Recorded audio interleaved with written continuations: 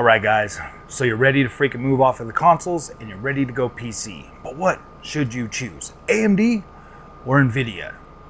Or even Intel? That is an option. But today's video, we're gonna basically just gonna discuss, the AMD versus the Nvidia. We're gonna talk about what class that you should probably get into. There are plenty of classes in PC gaming. You can start at the low end, like your 4060 or your 7600, your 3060, your 6600. You can start at those. I'm not even going to say budget entries, because they are absolutely built for a specific purpose and to deliver a specific gaming experience for you. Or if you should get into a mid-range section, you're like your 4070, your 70 series, or your in AMD's case, it'd be like your 7800 XT, or if you should just go all out. Now, here's the thing that you first have got to, this is the main thing that you've kind of got to build this around. Like, you have to decide what screen resolution that you are okay with. And there's other ways around this too. Like, obviously both AMD and Nvidia both have upscalers, so you will be able to use any of these GPUs on a 4K screen. Obviously, wherever you buy into, your mileage is definitely going to vary. Now, before we get any more into this video, I need to stress that I personally use AMD, so this video could potentially skew more bias towards AMD just because of the fact that that's what I use, that's what I like. In no way is this video sponsored, paid for, or any kind of influence from anybody corporate at AMD, period. This is all me, my money I spent on both Nvidia and AMD to come to the conclusion that I came to. Now, here's the thing, my friends. So if you're leaving consoles, you're pretty much, if you're on a PS5 or an Xbox Series X, you're pretty much anywhere between 720p up to native 4K. We'll just say native 4K. Like, you are running the gamut right now, depending on the type of games you play. You are experiencing anywhere from a base resolution of 720p all the way up to 4K, with a lot of upscaling in there to try to reconstruct that overall image quality back for your 4K screen. Now, if you're rocking a 4K screen, and first you're considering changing, I suggest putting your PS5 or Xbox Series X into 1080p mode to see if your TV has a good enough upscaler. You might not even need to upgrade to PC. You might actually be able to upscale depending on the screen that you've already bought in. You might not have to spend any money right now. You might just be able to get a free upgrade just by putting your TV into 1080p mode. Now, one of the first 4K TVs I bought was a Philips, and that TV had such an incredible upscaler that it literally made everything look like a water painting when you got up real close to it. And then when you were back far enough, it looked sharp, it looked clean, it looked really good. That was probably the best upscaler that I'd ever seen in my life until I got the LG C2. So, all right, guys. Now that that's out of the way, let's talk about where can you really go into the PC market, and what should you spend. Now, I see a lot of people out there showing you that they can build an equivalent PC for $800 for the PS5 Pro. No, you want something a little bit better that's definitely going to get the job done and give you enough longevity to where you're not going to sit and feel FOMO all the time. Because trust me, if you're going out there and you're buying a pre-built, you're not going to be trying to like FOMO into new cards and stuff like that as much as I did. In my case, I'm running a YouTube channel. I got a lot of feedback coming at me all the time, significantly more than just any one person is actually going to be getting. I've got a lot of people that are very, very, very enthusiastic about PC and tech in the community, and we kind of give each other FOMO. So let's start off at, if you are looking for just that cheapest entryway into PC gaming, and this is pretty much gonna be relevant throughout the rest of this video, is AMD. When you compare performance versus price, AMD versus Nvidia, you are always going to get more bang for your buck going with an AMD option. So if you take this, for instance, you have the 4070 Super. The 4070 Super is a 12 gigabyte GPU Pretty dang good. It definitely blurs the line in between 1440p and 4K very easily. The inclusion of DLSS makes that card a very strong contender that absolutely destroys all of the next-gen consoles easily. I mean, it easily knocks it right out of the park. When it comes to the next-gen consoles, they can't even get close to it. You're going to pay $600 for that card. That's the MSRP, the base MSRP for the 4070 Super. Very good card, pretty decent ray tracing performance if you're playing 1080p, 1440p. If you get to 4K, it's a bit too much for that card to really try to do ray tracing, but you can usually get a decent experience at 1440p. And that's if ray tracing is important to you. If ray tracing is not important to you, then that might not even be an option. To get to a 16 gigabyte VRAM buffer on the Nvidia side, your options are 4060 Ti 16 gigs, or 4070 Ti Super, or 4080 Super, 4080 and 4080 Super. So you've got some options. Definitely they're more costly once you get past the 4060 Ti. You start to get into more costly. And the 4060 Ti MSRP was right around $500. I think it's come down a little bit now, but right around $500. Now this is why I say this is if you want more bang for your buck, AMD is usually the best place to go, because in pure rasterized performance, and if you get a 7000 series card, you actually do get pretty decent ray tracing. You also have the inclusion of FSR to kind of counter, DLSS. It's not as good as DLSS, but if you need it and you've been playing on a console for a long time, I don't think you're going to care very much at all. Like, you're not going to care. And that's honestly what nobody else is going to tell you. Nobody else is going to tell you that you're not going to care. Like, you're coming from a console. If you buy into PC gaming at 7800 XT power, it's going to blow your freaking socks off. Blew my mind. It still blows my mind seeing that level of performance on a PC. So yeah, you're going to be in good hands with Allstate. I promise you. But if you look at it this way, like I was saying, that 4060 Ti 16 gigabyte GPU definitely is more designed for a 1080p card, whereas the 7800 XT is a full-on 1440p to 4K card at the same price range. $440 to $500 is the price range for the 4060 Ti and the 7800 XT. Like, it is a whole class, 2 classes better than a 4060 Ti. So your 4060 Ti is mainly going to compete really strongly with, like, in between a 7600 XT and a 7700 XT. That's where that card kind of competes. Your 7600 XT has 16 gigs of VRAM, and that is definitely designed as a 1080p card that will do 1440p, and definitely if you're playing like 360 games, easily 4K, no problem, not an issue, well over 60 frames a second. It is a decent card.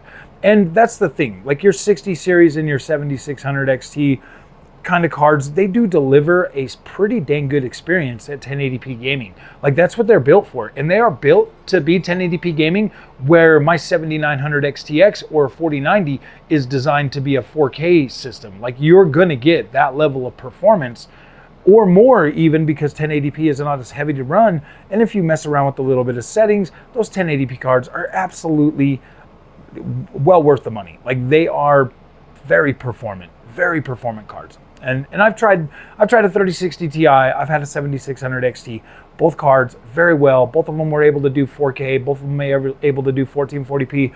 Both of them were 100% enough to please me coming from a console. So yes, entry-level GPUs are absolutely worth your time if you're not sure about PC. But here's the thing, and here's the real kicker. Once you get into PC gaming and you see what it can do, you're gonna wanna upgrade. And so that's why I recommend the people that follow Frogboy X1 Gaming, or the people that come to this channel, is to go mid-range. Save up the money. Do what you gotta do. Spend $15, $17, $2,000 on your first build. Make sure you get a good build so that you can transition from the consoles and not have to worry about any of these mid-gen refreshes or any of that nonsense. You can just power your way through from the beginning to the end on a mid-range system, as long as it starts off, more power. Like, it's fine. Like, you'll be happy, because after you move over, after you transition, you're not going to be thinking about PlayStation 5. You're not going to be thinking about Xbox Series X. You're going to be thinking about Steam and video games and all the exclusives that PC gaming has, and not paying freaking fees to play games online, none of that stuff. And you're gonna make friends online. You're gonna have, yes, you're still gonna be able to do everything you do now, just way more of it for a lot less money. But yes, that initial front cost is gonna be all right. So when it gets to mid-range, I do recommend AMD as well still. Like I said, your 4070 Super is about $600. So if we move over to a 7900 GRE, which is about 2 steps higher, well, no, it's about a step higher, because your 7800 XT and your 4070 pretty much trade blows. Your 4070 Super pretty much trade blows. Those cards really do trade blows. Like you're good either way. The only real detriment to the 4070 Super is the 12 gigs of VRAM. That's like really the only issue. Definitely better ray tracing performance, but at that level of GPU, I just don't see the ray tracing being a big enough selling point to really be like, yeah, I gotta have that. Definitely plays good in like some of the older games, you know, like your Control, or some of the older games, you know, like gosh, what was that one? Battlefield 1 or whatever, or Battlefield, the ones that first started with ray tracing, definitely going to be performing pretty good in that. But when you start getting into the new games, neither one of them are really ray tracing, so like neither one of them are really going to deliver a good enough ray tracing experience to where you're going to be like, oh my gosh, I got to have that. But if you're going with the 7900 GRE, again, 16 gigs of VRAM, you're going to have a bigger memory bus, because your 4070, obviously, you know, it's a little more cut down. Your 4070 is a 192-bit bus, where your 7900 GRE is a 256-bit bus with 16 gigs of VRAM. Definitely you can overclock this thing to almost the power of a 7900 XT. So you've got a lot of room to play around with that. And if you pair that with a 1440p monitor, or even an ultra wide 1440p monitor, you're going to be consistent native resolution pretty much with over 60 frames a second. Like, you're going to do good getting that level of performance. And screens do matter, man. Screens absolutely do matter, especially when you're buying like these GPUs. If you buy the right screen to match, you know, the GPU that you buy, you're going to have a better experience. If you're trying to buy an entry level or mid-range GPU for a 4K display, you're gonna be a little bit mix matched, and I'm not saying that the mid-range GPUs can't do a 4K experience. They can. Obviously, you're gonna have to make some adjustments and stuff like that. You're gonna utilize, you know, your upscaler. Honestly, that is the one reason that I would recommend Nvidia, is if you are 100% going for that 4K experience, and that's something you got to have. My recommendation for that is 4070 Ti Super. It's $800, but that is definitely where I would go if I'm trying to. That's the cheapest option I would recommend for 4K gaming with newer games. If you're like buying 360 games and older games and stuff like that, yeah, you could probably get by with a 4070 Ti. But any of the newer stuff, I would recommend a 16 gigabyte VRAM buffer. That's just where I'm at. That's just where my experience is. 4070 Super was absolutely incredible at 1440p. Very few games even tickled its fancy when it started coming to the 12 gigabyte VRAM buffer, and that was usually only if I was trying to utilize ray tracing. If I'm trying to utilize ray tracing, then that 12 gigs gets a little bit sketchy. But other than that, like pure rasterized performance, no, it was an awesome card. So there's you know, enough to think about. If you're really wanting to go just straight to the high end, I do kind of feel like 4090 at the price that they're selling them for this late in the generation might just be might be a little bit too much. Maybe wait until 5090 comes out, then you'll see 4090 stock kind of go down in price if that's where you want to get in. 7900 XTX already going down. You could definitely buy that card, just top out your AMD experience and ride out the rest of this freaking generation very comfortably, especially at 1440p. Now, as a PC gamer over the last couple of years, the one thing that I have 100% come to just like, all right, this is like me, this is what I love, this is my full-on, like, yes, this is my magnum opus when it comes to PC, is that ultra-wide OLED monitor. Boom, right there. If that thing just completely changes the experience, and makes it a lot freaking better. Yes, 4K looks great, but I do think that we are at the pinnacle of 1440p, where every single GPU can basically run 1440p, and give you a playable experience. Even the base models are going to give you a 1440p experience, and you'll be able to get a decent frame rate on those. So I think you're in good hands. 1440p is literally, right now, buying in at 1440p is the best. Just get the best 1440p monitor that you can get, and I think you'll be all right. I think you will really, really enjoy that experience. So it's not really easy to try to recommend a GPU for somebody coming from console. It is tough, man. You have a lot of influence out there. You've got the Nvidia being very, very popular, and this is honestly like it's very popular, and so you want to buy.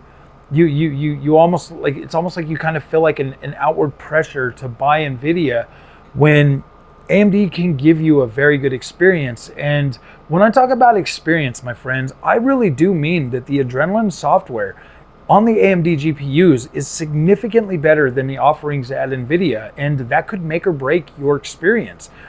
I feel like AMD offers better training wheels for beginners. So if you are coming from console with no experience in the PC space, I definitely recommend the AMD setup. The Adrenalin software is very easy to get in, very easy to set up. You've got more than enough options in there. And let's be completely honest. When I've used FSR2 on 4K, it is not horrible. Like, it is not like the ugliest thing I've ever seen. Like, you'll look at FSR2 after coming from PS5 and Xbox Series X, and you'll be like, wow, dude, that looks incredible. Like, it's beautiful. It's absolutely beautiful. And that's what a lot of people won't tell you. Yes, Nvidia definitely makes it look sharper and crisper. It does. But you're talking more money and less power. Like, you're talking more money and less power to use an upscaler when you can just buy raw power and use FSR2, which you can use it at quality. Like, say you got a 4070, okay? Say you bought a 4070, which is $549, and we're putting that directly against the 7900 GRE. Well, a 4070 on a lot of games, you're going to be at 4K at about balanced in your overall setting when it comes to FSR, whereas the 7900 GRE, you're going to be in quality. You're going to be in FSR quality to hit 4K. So you're going to get better overall image quality. You're going to get maybe sharper image quality, but less detail. Whereas with the GRE, you're going to get more detail. You're going to get more of all of that, but you're also going to get your little bit better quality, overall little bit better quality image. I mean, it still looks good on Nvidia, but you're definitely getting a more dense overall looking image quality by using quality versus, something lower like balanced or something. So that's just something to think about. A lot of people aren't going to tell you this stuff. You're going to go out there and you're going to find yourself trying to make a decision, and it doesn't matter what you choose as long as you're comfortable and can afford what you're going to buy. So at the end of the day, I recommend for your beginning PC, and this is just me being real, gamer to gamer, bro. I recommend AMD, and it's not because of anything. It's because you're gonna be able to derive enough. You're gonna be able to derive enough of a value out of that you're gonna feel better about your purchase. I mean, maybe you do feel really good about an Nvidia. Maybe the brand name thing really does make. If brand name things make you feel better, don't waste your time with AMD. Just buy the Nvidia. Get what you can afford. Honestly, go get as much as you can afford, because I just kind of feel like the ramp up of Nvidia cards is not as linear as it is for AMD. AMD, it's like boom, boom, boom. Each step just felt good. It felt like, oh yeah, this is good. I never felt at a disadvantage at lower 1080p. I never felt at a disadvantage at 1440p. And I love my 7900 XTX. It is an absolute monster. But yes, Nvidia does make good products. They do. They make incredible products. So yes, it is very hard to choose. But I'm here to tell you that you can easily pick the AMD side. Just get, if your budget is 4070, get the GRE. get the freaking GRE and you are gonna love it. You're gonna have way more power. You're gonna have a lot better experience. You're gonna have more VRAM. You're gonna be good. Like, trust me, it's gonna blow your freaking mind. I promise you. And then after you've had some time and you decide like, yeah, PC is where I want to be, then start playing around, because I do think you should try both. I honestly do, but I feel like AMD should be your starting point. But then I think you should also try Nvidia on your next upgrade. You should try both, and you should hang on to the ones. You should hang on to the AMD one first. You know, I'd say get AMD first because the resale value is a lot lower. You're probably going to end up not being able to get a lot of money for that card after the end of the generation or when you're done using it. So get AMD first, because then you'll be able to keep it. You're definitely not going to want to sell an Nvidia card to buy an AMD card. I don't know if that makes sense, but because you're going to decide after, you know, which one you like the best. That's why I recommend trying both. Don't just listen to everybody saying that AMD's trash or Nvidia's the best. Definitely do your own homework, try both, and experience the things that you like and don't like about each brand, because there's things about AMD I don't like, there's things about Nvidia I don't like. I just feel that AMD 100% gives me a better overall experience than what I get out of Nvidia in the same price range. So, all right, my friends, I know this was a longer video. Somebody in the community had asked me today which one they should get, and I told them I'd try to make a very detailed video and try to be, you know, I don't want to be biased. I really don't. I think they both make incredible products, but I feel like as a customer, as a paying customer, there are things that you would benefit better by saving money and getting more, especially for your first build. After your first build, the sky's the limit. You could do whatever the freak you want. You'll have the experience needed to make those decisions on your own. But for your first build, I'd recommend AMD. It's going to give you the best bang for your buck, and probably going to be the less. It's probably going to give you a really good bang for your buck, and 100% comparable. You're still going to feel kind of like you're in your little console space. You are. Like, it's going to give you, like, it's going to blow you away. And Nvidia is going to drain your pockets. They're going to drain your pockets. They are. You're going to get in there, you're going to see all these features, and you're going to want them, and you're going to love them, and you're going to fall into the little trap of buying what you can afford and then not being good enough like a little while longer. Go with AMD. They tend to have a little bit better longevity too, depending all through the stack. Not just their top end, all through the stack seems to be able to hold up very well. That's the one thing that I like about AMD is they do bring their cards along, so definitely go AMD first. Sorry that sounds a little bit biased, but I kind of wish that I would have went AMD first, because I probably would have never even tried Nvidia. No, I would have. I definitely would have. So, all right, guys, thank you for watching. We'll see you in the next one. Hit that like, hit that subscribe, and we'll see you.